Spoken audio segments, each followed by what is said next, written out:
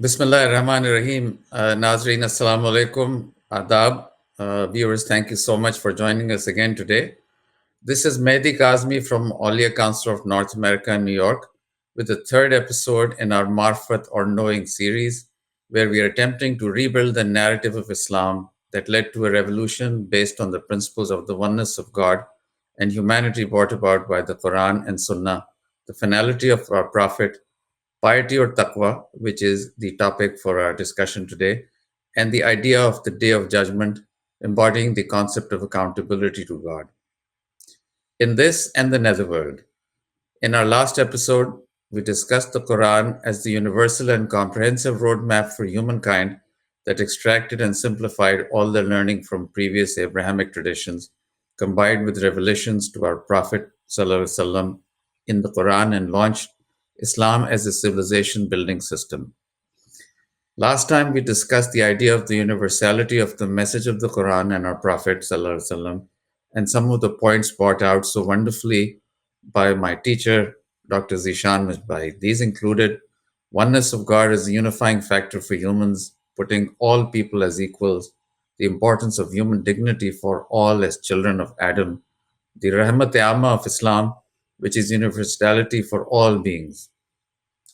In addition, the protection for all and security for all, that is, Aman and Sulah or peace and reconciliation for all on earth, irrespective of who they are and where they come from. Respect for the validity of past teachings, the equality as far as gender is concerned, particularly spiritual equality, in addition to rights that are not based on gender at all. Today, we are going to discuss piety or taqwa, God consciousness, not just our individual duties and rituals as people who are striving towards piety as ethical living and spirituality, but also its societal and community implications. Taqwa is God consciousness with its external expression in our rituals. The idea of being humble towards other people, performing all the rituals, including dua, prayer, zakat, essentially the idea of taking care of those who are disadvantaged, the idea of fasting and its social implications, in addition, the pilgrimage, which is getting together of all people without exception to status, class, creed, or race, and symbolizes that all believers or Momineen are on one platform. In addition, the egalitarian ethos contained in these rituals, as related in the Quran and exhibited in the Sunnah, are part of our taqwa. Today, it is my great pleasure to welcome Dr. Mujibur Rahman Alimi Sahab from Jamia Arfia, our parent institution in Allahabad, India. He is my teacher, and he teaches at Jamia Arfia. He obtained his higher education and ultimately at Jamia Azhar, and is an expert, particularly in the Sirah. Mujib bhai, assalamu alaikum.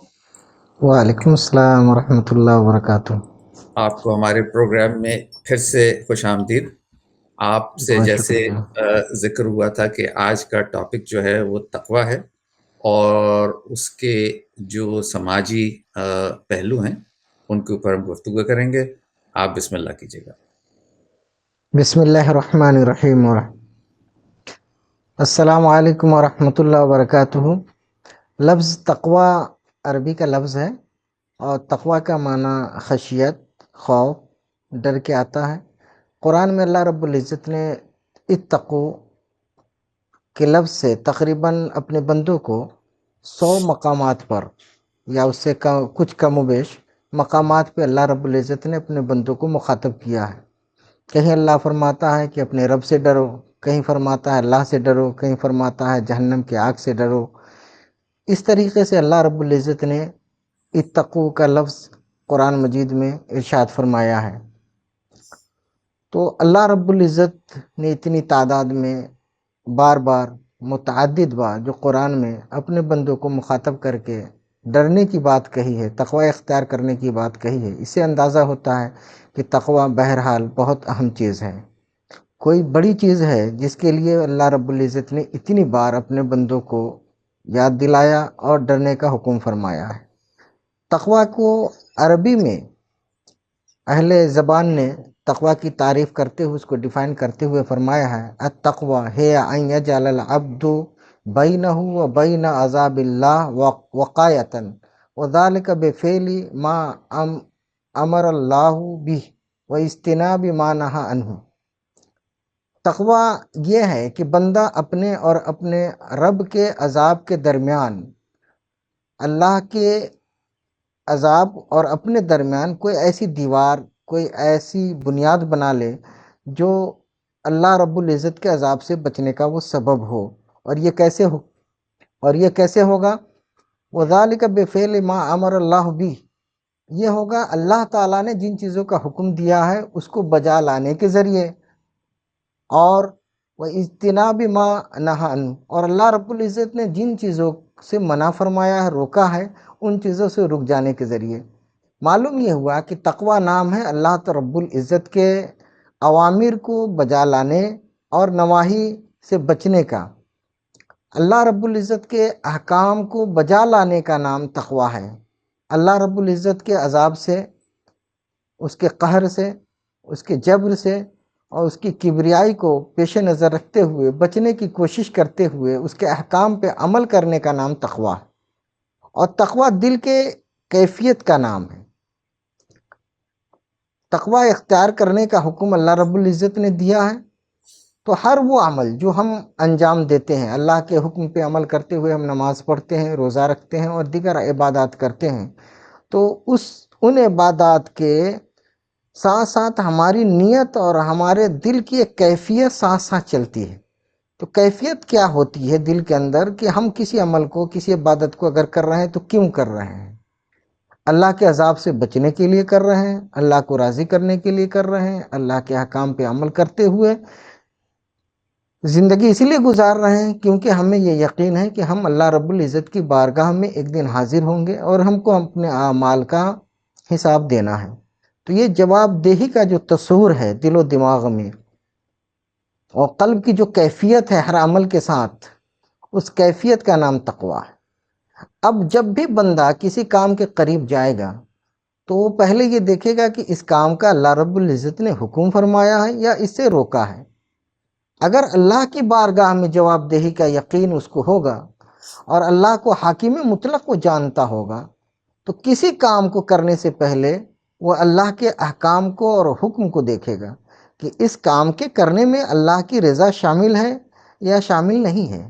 اگر اللہ رب العزت کی رضا کسی عمل کے کرنے میں شامل ہو تو وہ بندہ اس عمل کو کرے گا، اور اگر اللہ رب العزت کی ناراضگی ہوگی، کوئی عمل ایسا ہوگا جو اللہ رب العزت کے غضب کا سبب بنے گا، تو اس عمل سے، اس کام سے، اس فعل سے بندہ بچ جائے گا، کیونکہ اس کو ہر وقت دل و دماغ میں اس کی یہ کیفیت رہے گی کہ ہم کو اللہ رب العزت کی بارگاہ میں حاضر ہو کر جواب دینا ہے۔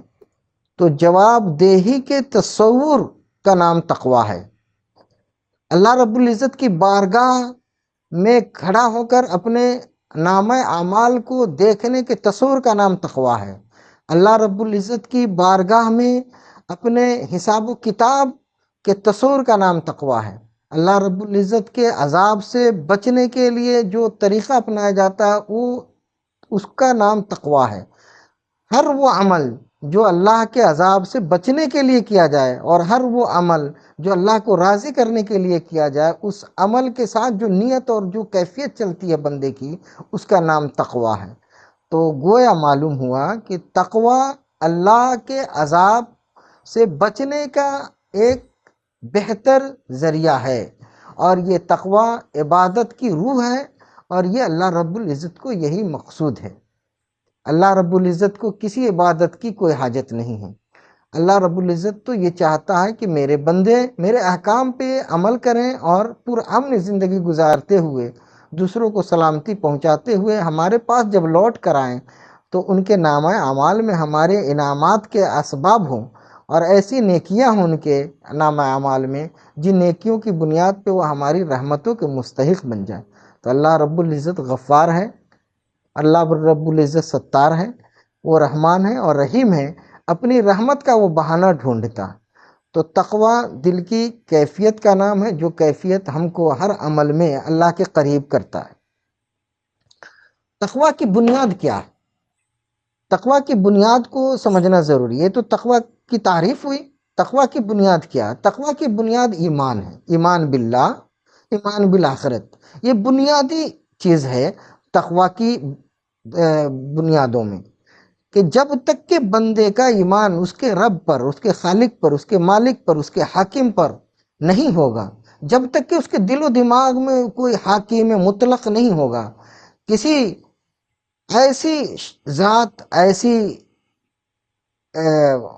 قدرت والی ذات کا یقین اور تصور ایقان نہیں ہوگا کہ جس کی بارگاہ میں اس کو جواب دینا ہے، جو حاکم مطلق ہے، جو قادر مطلق ہے، جو چاہتا ہے کرتا ہے، اگر اس کی بارگاہ میں کھڑا ہونے کا اس کو تصور نہیں ہوگا، اس کے اوپر ایمان نہیں ہوگا، تو بلا شبہ وہ تقوی کیوں اختیار کرے گا؟ وہ دنیا میں جو چاہے گا، جیسے چاہے گا وہ کرے گا۔ تو معلوم یہ ہوا کہ بنیاد یہ ہے تقوی کی کہ وہ اللہ کی حاکم اور قادر اور اس کی خالق و مالک ہونے کا اس کے دل و دماغ میں تصور اور ایقان اور ایمان غالب ہو۔ تو جب کسی فرد کے دل میں، دماغ میں، ذہن میں، فکر میں اللہ رب العزت کا کے وجود کا اور اس کے حاکم مطلق ہونے کا یقین ہوگا، تصور ہوگا، ایمان ہوگا، تو وہ بندہ ہر وقت اللہ کو راضی کرنے کی کوشش کرے گا اور اللہ کی ناراضگی سے بچنے کے لیے اپنے اعمال کو انجام دے گا۔ تو پہلی بنیاد یہ ہے کہ وہ اللہ پہ ایمان رکھتا ہوں کہ اللہ ہے اور وہ حکیم مطلق ہے، اور اس کی بارگاہ میں ہم کو اپنے حساب و کتاب کے ساتھ حاضر ہونا ہے، اور وہ اللہ رب العزت ہمارے اعمال کا بدلہ دے گا۔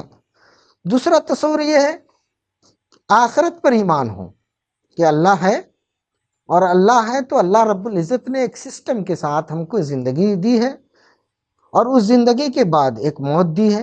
اس موت کے بعد اللہ رب العزت نے یہ ہم سے وعدہ کیا ہے اور اپنے کلام میں یہ واضح طور پہ فرما دیا ہے کہ تم سب کو ہم اپنی بارگاہ میں جمع کر لیں گے۔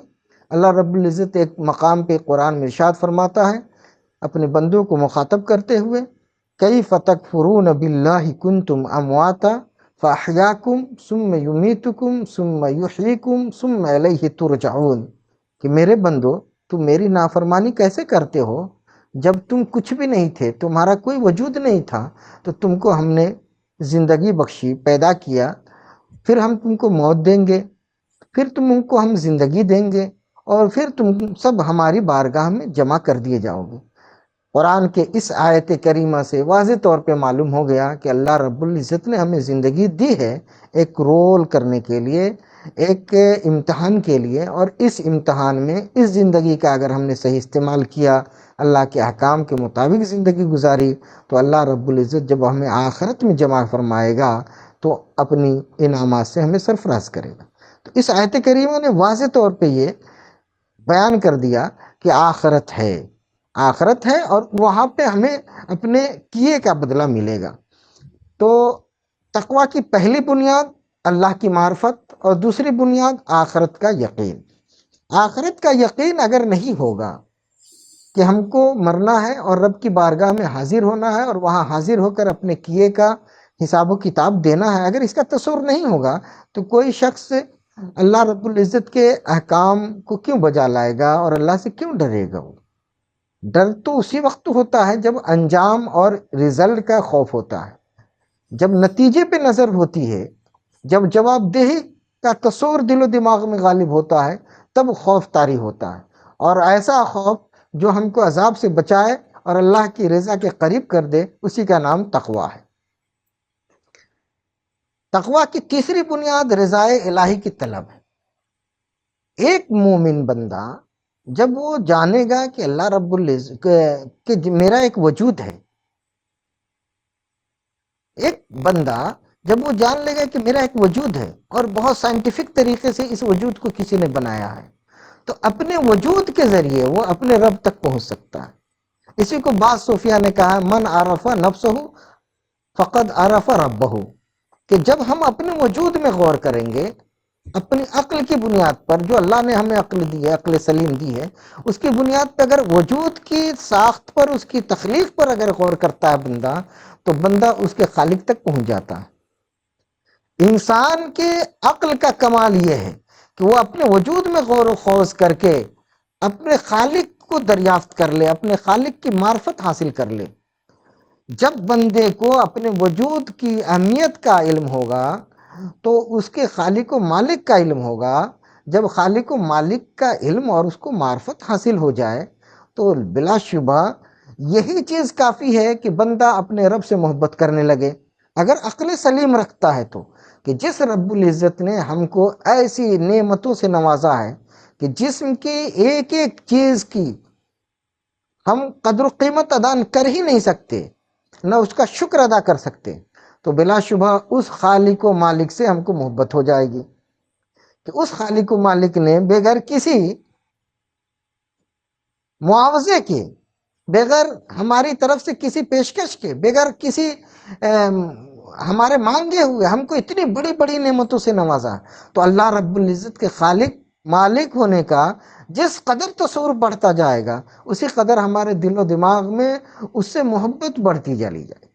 تو جب بندے کو اپنے رب سے محبت ہو جائے گی، اپنے وجود میں نعمتیں جو دیا ہے ان نعمتوں کے خالق و مالک سے محبت بڑھتی چلی جائے گی، تو بندہ یہ کوشش کرے گا کہ وہ ہم سے راضی بھی ہو، وہ ہم سے خوش بھی رہے، اور اس کی خوشنودی کے لیے وہ ڈھونڈے گا، تلاشے گا کہ اس رب کے حکام کیا ہے، اس رب نے کیا فرمایا ہے، اس رب نے ہمیں کیوں پیدا کیا ہے۔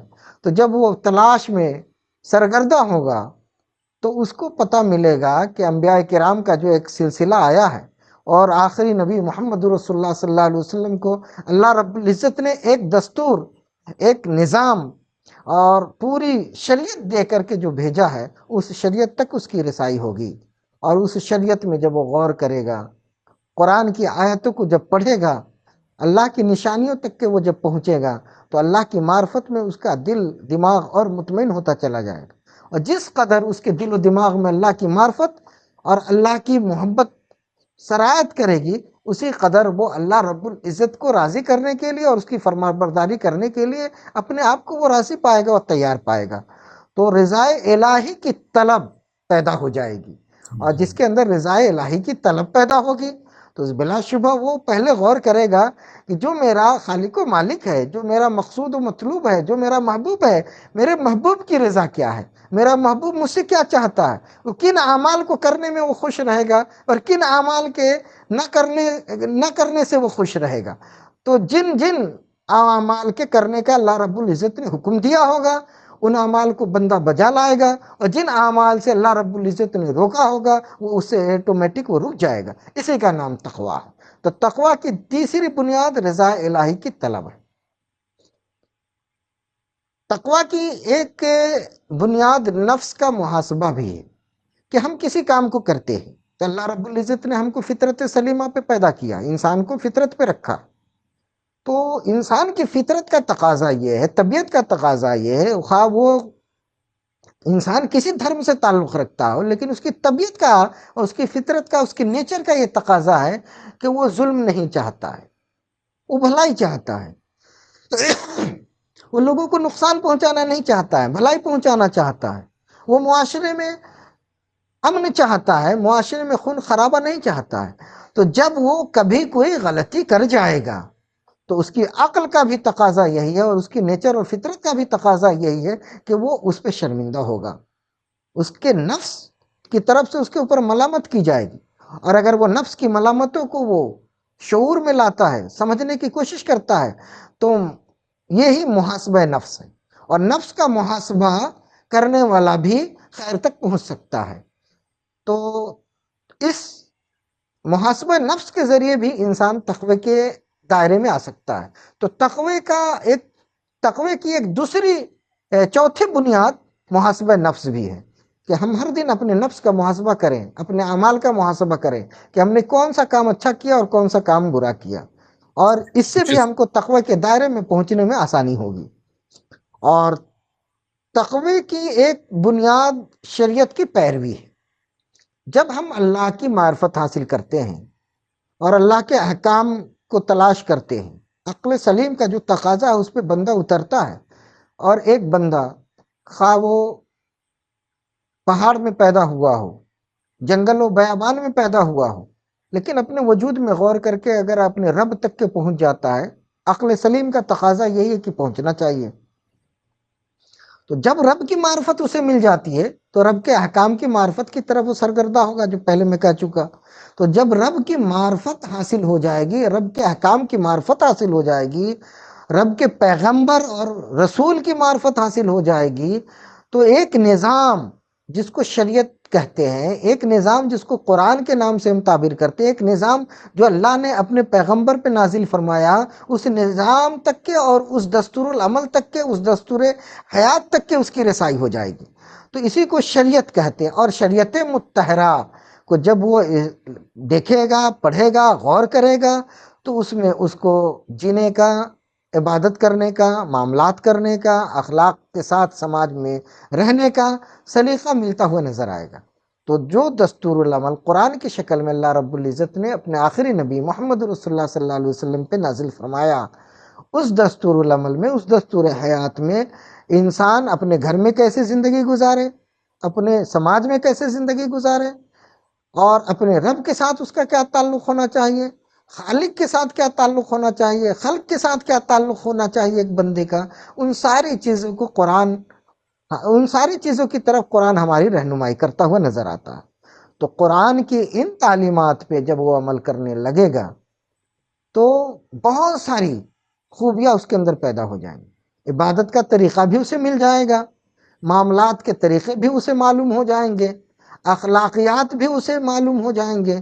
اور جب بندہ عبادت، معاملات اور اخلاقیات، ان تینوں چیزوں میں اپنے آپ کو سدھار لیتا ہے، اچھا کر لیتا ہے، بہتر بنا لیتا ہے، کامل بنا لیتا ہے، تو جہاں وہ رب کو راضی کرتا ہوا پائے گا اپنے آپ کو، جہاں وہ رب کی خوشنودی کے اعمال انجام دیتا ہوا پائے گا، وہیں وہ مخلوق کے لیے بھلائی کرتا ہوا نظر آئے گا۔ تو اس کے معاملات اچھے ہو جائیں گے خالق سے بھی، اس کے معاملات اچھے ہو جائیں گے خلق سے بھی۔ وہ مخلوق میں بھی ہوگا تو اس سے بھلائی پہنچے گی لوگوں کو، اور وہ خالق کے ساتھ بھی ہوگا تو اس کے دل کو، اس کی روح کو، اس کی طمانیت ملتی رہے گی، اس کے دل و دماغ کو سکون سکون ملتا رہے گا، اور وہ بے چینی، گھبراہٹ اور بے قراری سے دور رہ کر کے اپنے معاشرے میں ایک پرسکون زندگی گزار سکے گا۔ اور معاشرے میں جب بندہ زندگی گزارتا ہے تو معاشرے میں ہر طرح کے لوگ ہوتے ہیں۔ معاشرے میں ماں باپ کے حقوق ہم سے وابستہ ہیں، بھائیوں کے حقوق وابستہ ہیں، بڑوں کے حقوق وابستہ ہیں، چھوٹے کے حقوق وابستہ ہیں، ملک میں ہم جس ملک میں رہتے ہیں اس ملک کے حقوق ہیں، جس دنیا میں ہم جیتے ہیں تو انسانی سماج کے اور عالمی سماج کے ہم سے حقوق وابستہ ہیں۔ تو ان سارے حقوق کو وہ جب بھی ادا کرے گا تو اب اپنی رب کی رضا کی طرف وہ نظر دوڑائے گا، وہ ڈھونڈے گا کہ میرا رب کیا چاہتا ہے، میرے رب کا احکام کیا ہے، میرے خالق و مالک اور جس حاکم نے ہمیں پیدا کیا ہے، جس حاکم کی بارگاہ میں ہم کو حاضر ہو کر کے جواب دینا ہے، اس حاکم مطلق ہم سے کیا تقاضا اور مطالبہ ہے۔ تو اب وہ بڑوں کے ساتھ کیسے رہنا ہے وہ بھی وہ کرے گا تو اللہ کے حکم کے مطابق کرے گا۔ وہ اپنے والدین کے ساتھ اگر سلوک کرے گا تو اللہ کی رضا کے مطابق کرے گا، اپنے سماج کے حقوق ادا کرتا ہوا وہ نظر آئے گا تو اللہ کی رضا پہ اس کی نظر ہوگی۔ وہ اپنے ملک کے دستور اور آئین کی حفاظت کرتا ہوا اور اس کے حقوق کی ادائیگی کرتا ہوا نظر آئے گا تو اللہ کی رضا کی، خوشنودی کی تلاش اس کو رہے گی۔ تو جب اللہ تعالیٰ کی رضا اور خوشنودی پہ اس کی نظر ہوگی تو بہت سارے اعمال جو انسان بے شعوری پہ کر جاتا ہے، جو اسے نہیں کرنا چاہیے، ان سے وہ بچ جائے گا، گناہوں سے وہ بچتا ہوا نظر آئے گا، اور بھلائی کے کام وہ انجام دیتا ہوا نظر آئے گا۔ اور اگر کبھی اس سے کوئی غلطی ہو گئی، چوک ہو گئی، کیونکہ اللہ رب العزت نے ہم سب کو پیدا کیا ہے اور ہمارے ساتھ کچھ چیزیں ایسی لگا دی ہے کہ جن بنیادوں پر ہم چوک کر جاتے ہیں، خطا کر جاتے ہیں، انسانی تقاضا ہے، کبھی ان سے غلطی ہو جاتی ہے، کبھی ان سے ظلم زیادتی ہو جاتی ہے۔ تو اگر ظلم و زیادتی ہوگی اور اللہ کے اوپر اس کا ایمان ہوگا، اللہ کی معرفت ہوگی، آخرت پہ ایمان ہوگا، اور اس کو یہ یقین ہوگا کہ ایک دن اللہ رب العزت کی بارگاہ میں کھڑا ہو کر کے ہم کو حساب و کتاب دینا ہے، اپنے کیے ہوئے کے انجام کو ہمیں حاصل کرنا ہے اور دیکھنا ہے، تو بلا شبہ وہ پھر اپنی خطاؤں پہ گناہوں پہ ڈٹا نہیں رہے گا، اڑا نہیں رہے گا، وہ وہاں سے توبہ کر کے رجوع کر کے بیک آ جائے گا اور اپنے رب کی رحمت کے دائرے میں داخل ہو جائے گا۔ تو جی، یہ تقوی ہی کی وجہ سے یہ ممکن ہو سکے گا۔ تو تقوی کی بنیاد کیا ہے؟ اللہ کی معرفت اور آخرت کا تصور۔ اور تقوی کیسا عمل ہے؟ تقوی گویا امن عالم کا، امن سماجی امن اور سکون کا ضامن ہے، اور انسان کی بہتری کا اور انسان کی ترقی دنیا اور آخرت میں کیسے ہو اس کا وہ محرک ہے۔ تو تقوی امن عالم کا ضامن ہے اور افعال خیر کا وہ محرک ہے۔ اگر تقوی کو ہم جی، نے سمجھ لیا اور تقوی ہمارے دل و دماغ میں رچ بس گیا، اللہ کی خشیت ہمارے دل و دماغ میں آ گئی، تو ہم دنیا کو بھی فائدہ پہنچا سکتے ہیں اور اپنے رب کو بھی راضی کرنا ہمارے لیے بہت آسان ہو جائے گا۔ تقوی کو حدیث میں کس طرح بیان کیا گیا ہے، اس سلسلے میں اللہ کے پیارے رسول صلی اللہ علیہ وسلم فرماتے ہیں، ایک حدیث پاک ہے، صحیح مسلم شریف کی حدیث ہے، اللہ کے رسول فرماتے ہیں التقوی ہا ہونا۔ آپ نے اپنے قلب پہ ہاتھ رکھا اور فرمایا تقوی یہاں، تقوی یہاں۔ اس حدیث پاک سے واضح طور پہ یہ معلوم ہو جاتا ہے کہ تقوی قلب کی کیفیت کا نام ہے، ایمان کی کیفیت کا نام تقوی ہے۔ کوئی ایسی چیز نہیں ہے تقوی جو خارج میں دکھے، جیسے ہمارا کرتا یا میک یا ہماری انگوٹھی دکھ رہی ہے، اس طرح دکھنے والی چیز نہیں ہے تقوی۔ تقوی ایک کیفیت ہے، اور اس کیفیت کے بدلے میں، اس کیفیت کے راسخ ہونے کی وجہ سے جو اعمال ہم سے ظاہر ہوتے ہیں، اچھے اچھے اعمال ظاہر ہوتے ہیں، اس بنیاد پہ ہم تقوی کا پتہ کر سکتے ہیں، تقوی کا اندازہ کر سکتے ہیں کہ ایک انسان کے قلب میں اللہ کی خشیت کتنی ہے، اللہ کا خوف کتنا ہے، کتنا وہ شخص متقی ہے، اس کی شب و روز کی زندگی دیکھ کر کے ہم اندازہ کر سکتے ہیں، گمان کر سکتے ہیں۔ لیکن ہمارا اندازہ کرنا، گمان کرنا مکمل سچ ہو، 100% صحیح ہو، یہ کچھ ضروری بھی نہیں ہے۔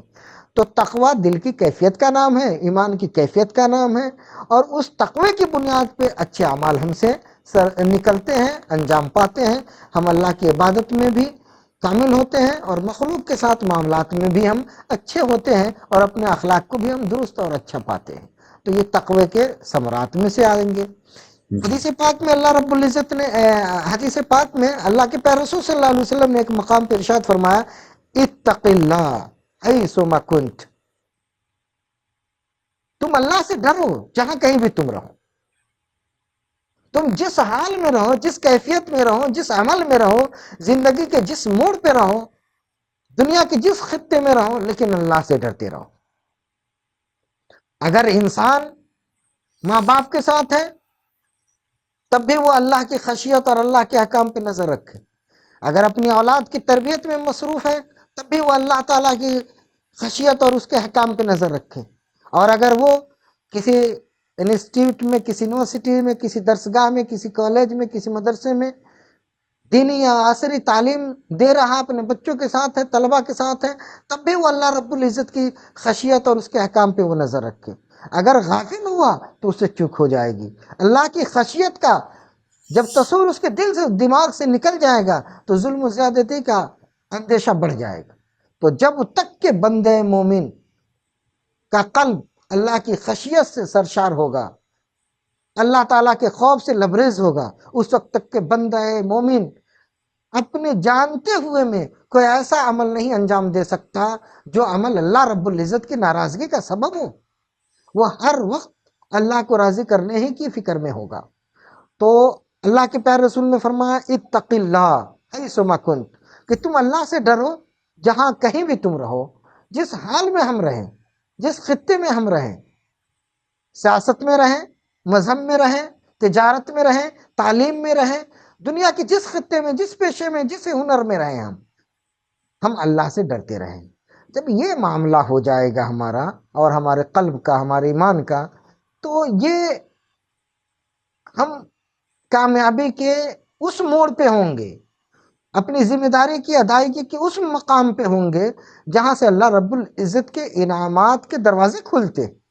اللہ رب العزت قرآن مجید میں ارشاد فرماتا ہے، اپنے بندوں کو مخاطب کرتے ہوئے اپنے پیارے رسول صلی اللہ علیہ وسلم سے فرماتا ہے، قل، اے رسول آپ فرما دیجئے، یا عبادی الذین، आमनु, ए वो बंदे जो ईमान ला चुके, ए रसूल आप लोगों से फरमा दीजिए कि ए वो लोग, अल्लाह के वो बंदे जो तुम अल्लाह पे ईमान ला चुके हो, क्या करो, इत्तकू रब्बकुम, कि तुम अपने रब से डरो।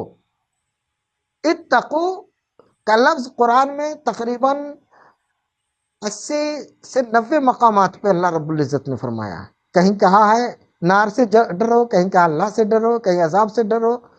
मुख्तलिफ इजाफतों के साथ मुख्तलिफ चीज़ों से डराते हुए अल्लाह रब्बुल इज़्ज़त ने बंदे को तकवा इख्तियार करने का हुक्म फरमाया। इस आयत करीमा में अल्लाह रब्बुल इज़्ज़त फरमाता है कि तुम अपने रब से डरो, रब से हर हाल में डरो, जहां कहीं भी रहो, क्योंकि रसूलुल्लाह सल्लल्लाहु अलैहि वसल्लम फरमा चुके हैं, इत्तक़िल्लाह हैसुमा कुन्त, तुम जहां कहीं भी रहो अपने रब से डरते रहो। आगे अल्लाह इरशाद फरमाता है, लिल्लदीना अहसनु फी हाज़िहि दुनिया हसनतुन, वो लोग जो दुनिया में अच्छाई करते हैं, भलाई के काम अंजाम देते हैं, तो उनके लिए अच्छाई है। कुरान का स्टेटमेंट है कि जो दुनिया में रहते हैं और अच्छा काम करते हैं, तो उसके लिए अल्लाह रब्बुल इज़्ज़त की तरफ से भी अच्छाई है और नेकियां हैं, भलाई। फिर आगे अल्लाह इरशाद फरमाता है, व अर्दुल्लाहि वासिअतुन, और अल्लाह रब्बुल इज़्ज़त की जमीन बहुत कुशादा है। अल्लाह रब्बुल इज़्ज़त की जमीन बहुत कुशादा है। गोया अल्लाह का ये हुक्म पूरी दुनिया के लिए है। दुनिया के जिस खत्ते में भी इंसान बसता हो, उन तमाम के लिए अल्लाह रब्बुल इज़्ज़त का ये हुक्म है।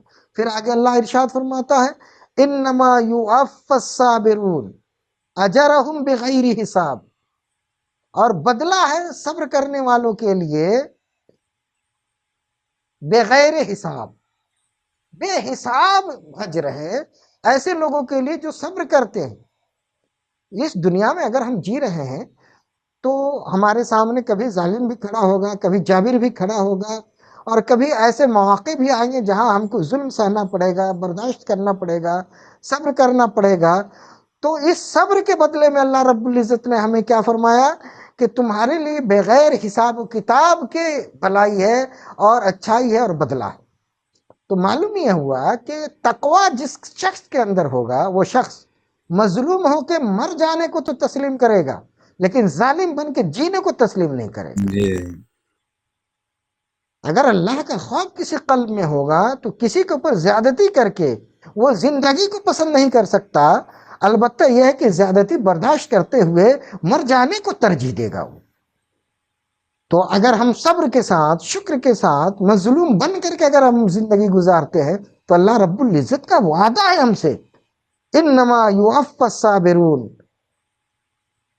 अजरहुम, कि अल्लाह रब्बुल इज़्ज़त सब्र करने वाले के अजर को बढ़ा देगा बेगैर हिसाब, इतना बढ़ा देगा कि जिसका कि हिसाब नहीं कर सकते, इस दुनिया में भी और उस दुनिया में भी। उस दुनिया में। तो जी अगर हम मजलूम हैं तो हमें सब्र करना चाहिए, लेकिन जालिम नहीं बनना चाहिए, क्योंकि जालिम अगर हम बन जाते हैं तो गोया ये जुल्म करना हमारा ये बताता है कि हम अहले तकवा नहीं हैं। अगर हमारे दिलो दिमाग में तकवा का तसव्वुर होता, अल्लाह की खशियत होती, अल्लाह का खौफ होता, अल्लाह की बारगाह में खड़े होकर जवाबदेही का तसव्वुर होता, और आखिरत का यकीन कामिल तौर पे अगर रचा बसा होता, तो यकीनन हम किसी शख्स पे जुल्म नहीं करते, ज्यादती नहीं करते, किसी का हक नहीं मारते, किसी के साथ बद अखलाकी से पेश नहीं आते, बल्कि हम अच्छे अखलाक से मुआशरे को खुशबूदार बनाते, मुआशरे को पुरअमन बनाने की कोशिश करते।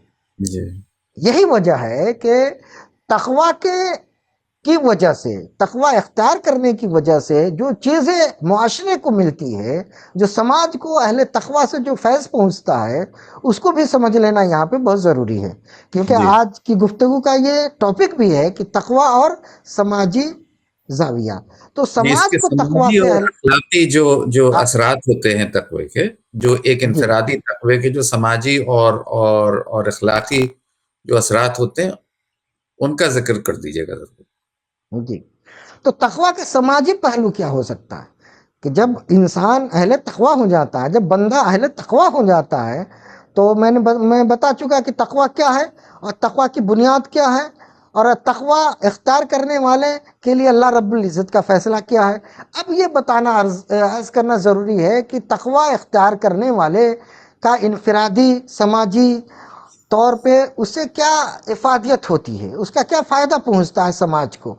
تو میں اس کو اس طور پہ دیکھتا ہوں کہ تقوی کا سماجی فائدہ یہ ہے کہ جب ایک فرد متقی ہو جاتا ہے کسی سماج میں، تو وہ فرد اپنے وجود سے، جہاں وہ اپنے ماں باپ کے حقوق ادا کرتے ہوئے نظر آتا ہے، جہاں اپنے بڑے چھوٹے کے حقوق کو ادا کرتا ہوا نظر آتا ہے، جہاں وہ اپنے سماج کو اور سماج کے حقوق کو ادا کرتا ہوا نظر آتا ہے، وہیں وہ آئیڈیل بن جاتا ہے سماج کے لیے، اور دوسرے لوگ بھی اس کو دیکھ کر کے اس کی روش اختیار کرتے ہیں. تو ایک شخص متقی ہوتا ہے اور دوسرے لوگوں کے لیے وہ آئیڈیل بن جاتا ہے.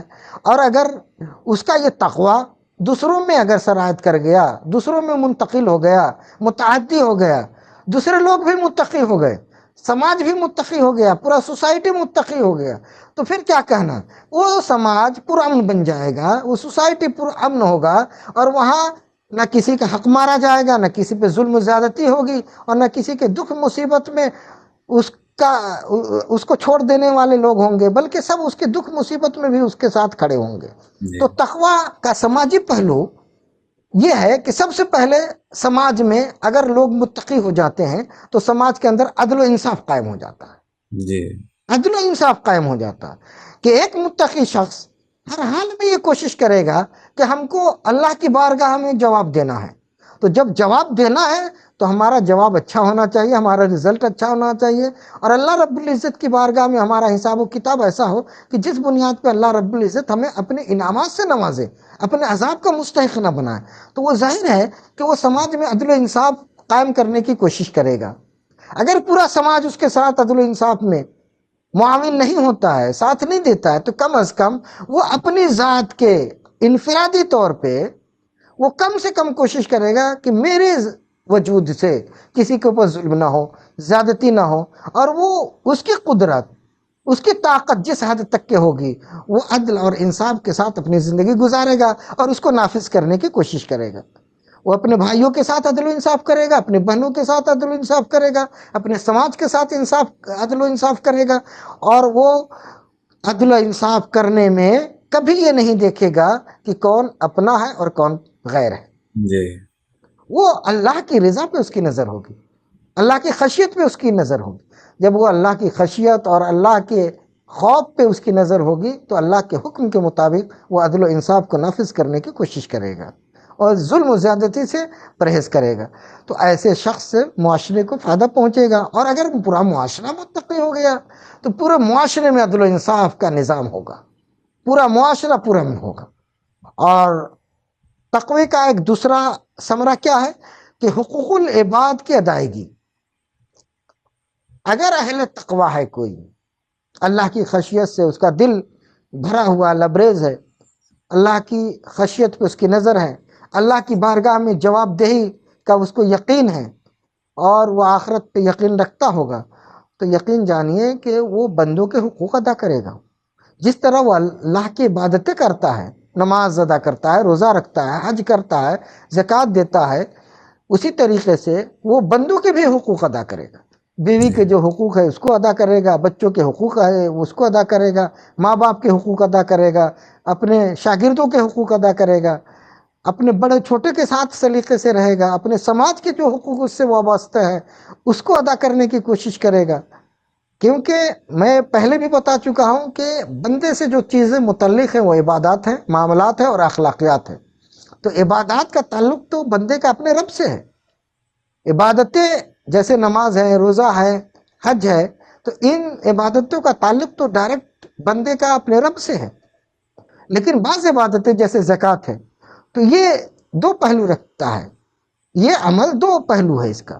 ایک پہلو یہ ہے کہ اللہ رب العزت نے حکم دیا زکوٰۃ ادا کرنے کے لیے، تو زکوٰۃ کی ادائیگی اللہ کی رضا اور خوشنودی اور اس کے حکم پہ عمل کرنے کا سبب ہے. اور دوسرا یہ کہ زکوٰۃ ادا کر کے ہم سماج کو پاورفل بناتے ہیں، طاقتور بناتے ہیں، سماج کی ضرورتوں کو پورا کرتے ہیں اور سماج کے غریبوں کی، مسکینوں کی مدد کرتے ہیں.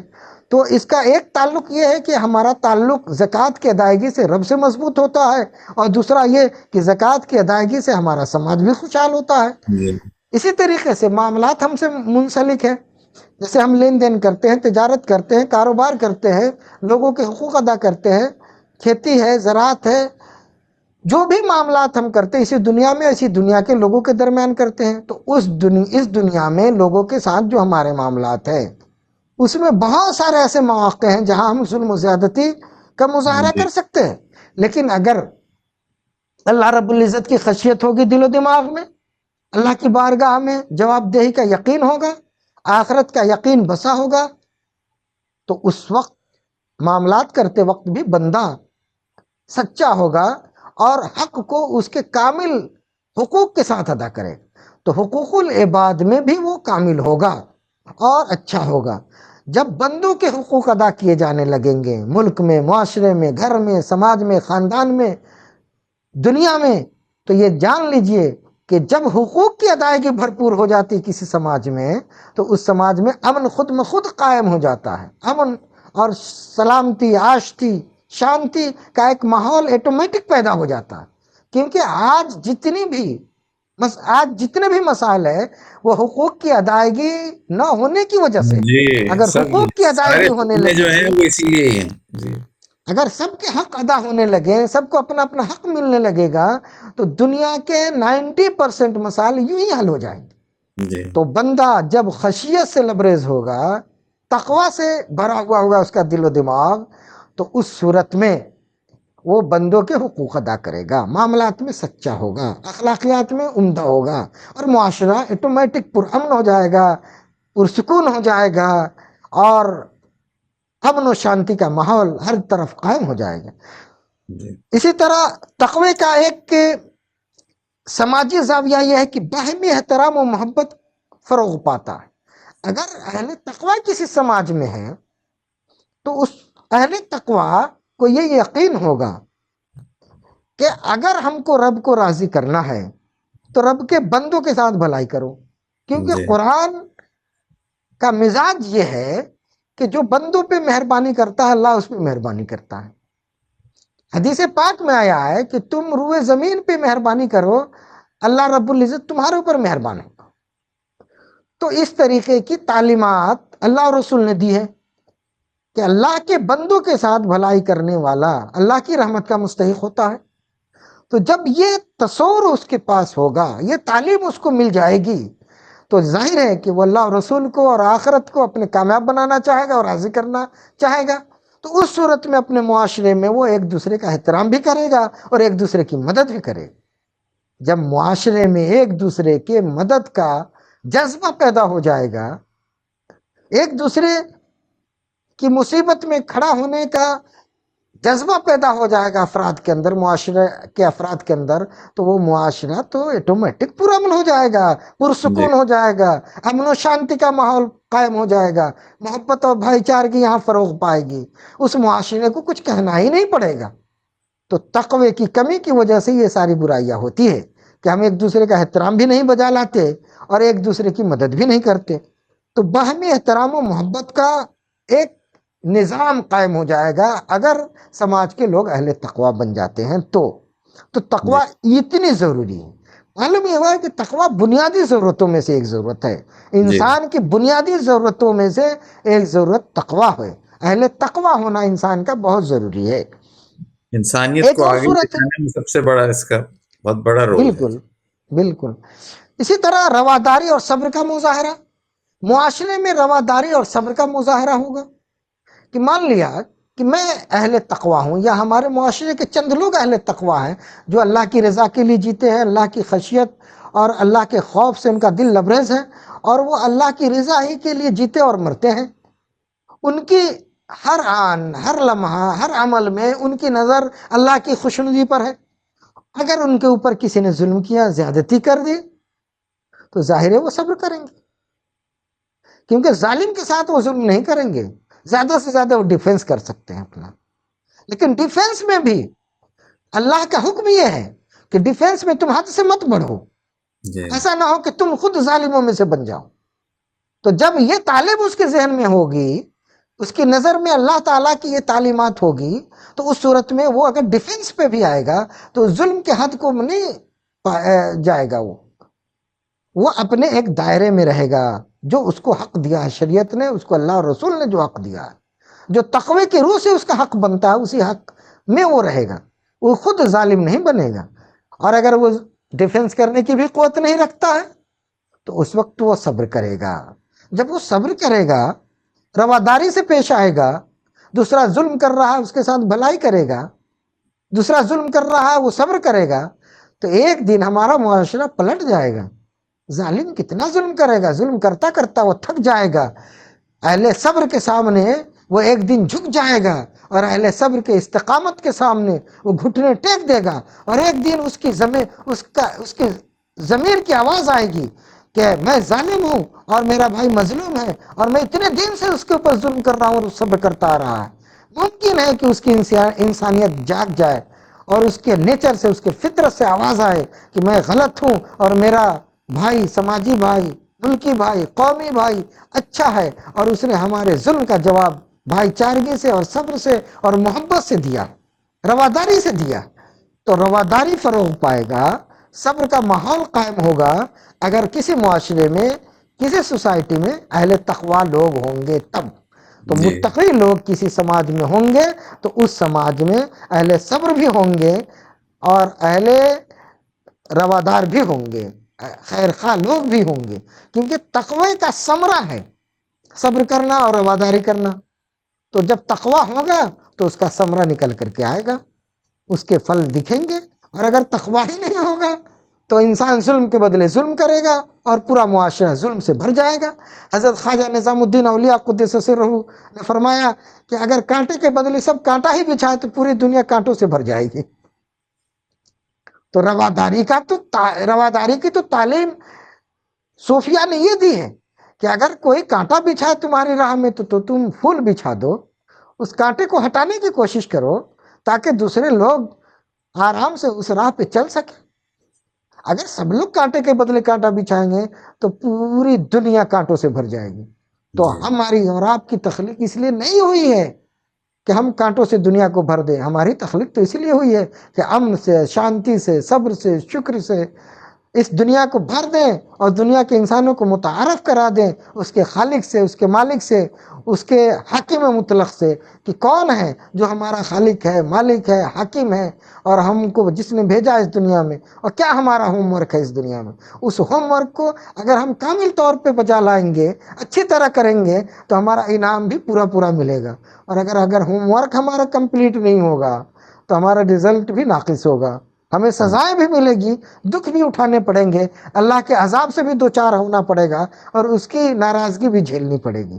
تو اس دنیا میں بھی مصیبت ہے تقوی نہ اختیار کرنے کی بنیاد پر، اور مرنے کے بعد بھی مصیبتیں اٹھانی پڑے گی اہل تقوی نہ ہونے کی وجہ سے۔ اور اگر اہل تقوی ہو جاتا ہے انسان تو صرف اپنے لیے بھلائی نہیں ہے بلکہ پورے معاشرے کو ہم سے بھلائی اور اچھائی پہنچتی ہے۔ بے شک تقوی کا ایک اور سماجی پہلو ہے سچائی اور امانت داری کا مظاہرہ۔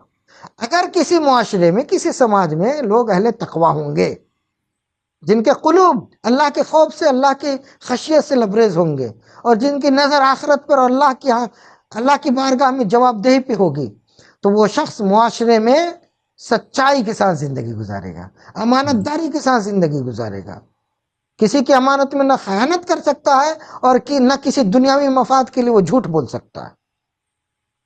دنیا ٹل سکتی ہے لیکن وہ اپنی جگہ سے ہٹ نہیں سکتا ہے۔ تو سچائی فروغ پائے، امانت داری کا بول بالا ہو، ایسا معاشرہ قائم ہوگا تقوی کی بنیاد پر۔ تو تقوی ہمارے لیے اتنا ضروری۔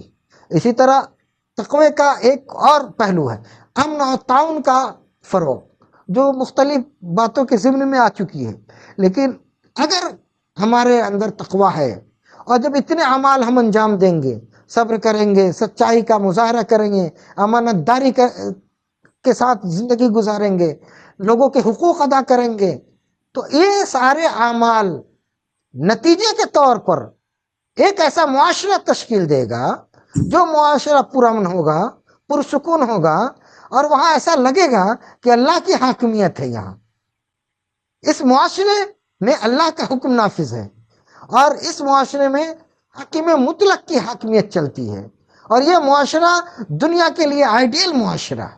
اور ایسے معاشرے کی دنیا کو ہر زمانے میں ضرورت رہی ہے اور ہر زمانے میں ضرورت رہے گی. اور اگر اہل تقوی نہیں ہے کسی معاشرے میں، اہل تقوی سے کوئی سوسائٹی، کوئی معاشرہ، کوئی سماج خالی ہے، تو اس معاشرے کے لوگ چاہے لاکھ مذہب کا دم بھرتے ہوں، وہ کسی بھی مذہب کا دعویٰ کرتے ہوں، اور تقوی نہیں ان کے دل و دماغ میں، وہ اللہ کا خوف نہیں رکھتے ہیں، تو وہ مذہب کا سہارا لے کر ظلم کریں گے. یہ وہ تو صاف مذہب کے نظر آ رہا ہے. وہ جی مذہب کے پردے میں زیادتی کریں گے، وہ مذہب کے جی پردے میں خون خرابہ کریں گے، وہ مذہب کے پردے میں انسانیت کو ذبح کریں گے، انسانیت کا قتل عام کریں گے. اور یہ معاشرہ، اس وقت کا معاشرہ، عالمی معاشرہ اسی بلا میں مبتلا ہے کہ آج مذہب کے نام پر خون خرابہ کرنے کے لیے ہر آدمی آمادہ ہے. ایسے میں تقوی بہت اہم ہے. جی تقوی اختیار کرنا اور تقوی کو سمجھنا اور تقوی کی کیفیت سے ہر قلب کو مستفیض ہونا بے حد ضروری ہے. تو میں یہ کہہ سکتا ہوں کہ پوری دنیا میں امن کے قیام کے لیے تقوی ضامن ہے، اور جی پوری دنیا کے انسانوں کو انسانیت کی راہ پہ لانے کے لیے تقوی محرک ہے، اور تقوی ہی سب سے بڑی بنیاد ہے. اگر اہل تقوی ہیں اس دنیا میں تو یہ جان جائیے کہ اس دنیا میں امن ہے، شانتی ہے. اور اگر اہل تقوی نہیں ہے اس دنیا میں، اس معاشرے میں، اس سوسائٹی میں، تو اس سوسائٹی میں نہ انسانیت ہے، نہ لوگوں کے حقوق ہیں، اور نہ ہی اس معاشرے میں امن و سکون ہے اور طمانینت قلبی، کچھ جی بھی نہیں. جی انسان ایک بالخصوص یہ ہمارے اپنے مسلمان ملکوں اور معاشروں میں یہ تو بہت زیادہ ہے. ہر معاشرے میں، ہر خاندان میں، ہر سوسائٹی میں، ہر گھر میں تقوی کی ضرورت ہے، کیونکہ گھر میں بھی ہم حقوق ادا نہیں کرتے ہیں. بھائی بھائی کا حق ادا نہیں کرتا، بھائی بہنوں کے حقوق ادا نہیں کرتے، والدین کے حقوق ادا نہیں کرتے. تو حکومتیں نہیں کرتی ایک ہماری حقوق ادا. ہاں، تو ہر آدمی کے لیے تقوی ضروری ہے، چاہے وہ گھر میں رہتا ہو، چاہے وہ شاہی تخت پہ بیٹھا ہو. تو جی حکمراں کے لیے بھی تقوی ضروری ہے، اور رعایا کے لیے بھی تقوی ضروری ہے. اگر جی حکمراں اور رعایا دونوں اہل تقوی ہو جائیں گے تو نہ کسی کو حق لینے کی کوشش کرنی پڑے گی، اور نہ کسی کو حق دبانے کے لیے کوئی راہ ملے گا. آج جی تو حقوق کی لڑائی ہے. جی تو اہل تقوی ہونا اور تقوی کو سمجھنا پوری انسانیت کی ضرورت ہے، جی پورے ہر سماج کی ضرورت ہے. اور یہ تقوی میں کہہ سکتا ہوں بلا شبہ کہ تقوی امن عالم کا ضامن ہے اور انسانیت کا محرک ہے. وہ محرک ہے جو انسانوں کو اس انسانیت سے اور اس خاک سے اٹھا کر کے اللہ کی معرفت تک پہنچا دیتا ہے. تو یہ واہ واہ. تقوی ہی ہے جو جی بندے کو اپنے رب سے ملاتا ہے، اور یہ تقوی ہی ہے جو بندے کو بندے کے حق کے ادائیگی پہ ابھارتا ہے اور تیار کرتا ہے اور آمادہ کرتا ہے. تو تقوی ہمارے لیے بھی ضروری ہے اور سب کے لیے بھی ضروری ہے. اللہ رب العزت سے دعا ہے کہ ہم سبوں کو اللہ رب العزت تقوی کی نعمت سے سرفراز فرمائے، مستفیض فرمائے، ہمارے قلوب کو تقوی سے سرشار کرے، اور اہل تقوی کے درمیان ہمارا حشر فرمائے. آمین ثم آمین. آمین. شکریہ بہت بہت مجیب بھائی، آپ نے بڑی ہی پرفیض تقریر کی، اور اس میں ہم سب کو یہ تلقین ہے کہ تقوی ہم سب کے لیے صرف ضروری نہیں ہے بلکہ پوری دنیا کے لیے امن و امان کے لیے اور ہر ایک کے حقوق کی ادائیگی کے لیے بہت ضروری ہے. انشاءاللہ اگلی دفعہ پھر حاضر ہوں گے ناظرین.